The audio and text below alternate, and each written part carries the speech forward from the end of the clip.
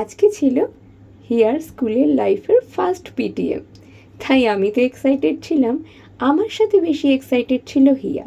শাড়ি পরে যেতে হবে। আর মা, দুঃখ করো না, তোমার কুচি ধরার জন্য বাবা নেই তো কি আছে, আমি তো আছি।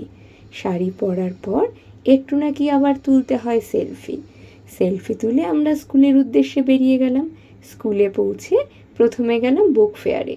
বাচ্চাদের জন্য ওরা একটা বুক ফেয়ারের অ্যারেঞ্জমেন্ট করেছিল, যেটা বেশ ভালো ছিল। অনেক খেলনাও ছিল এবং তার সাথে ছিল অনেক রকম বইয়ের সমাহার।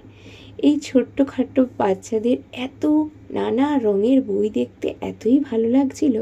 আমি খুঁজছিলাম ক্রিয়েটিভ কিছু ইউনিক, যেখানে বাচ্চা ইন্টারেস্ট পাবে। এই কালার বুকগুলোও খুব ভালো ছিল। আমি নিয়েছিলাম কটা বোর্ড।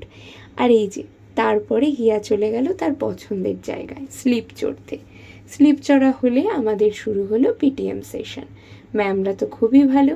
কয়েকটা ছবি তোলার পর এলো হিয়ার রিপোর্ট কার্ড, যেখানে তোমরা দেখতেই পাচ্ছ হিয়ার রেজাল্ট খুবই ভালো ছিল।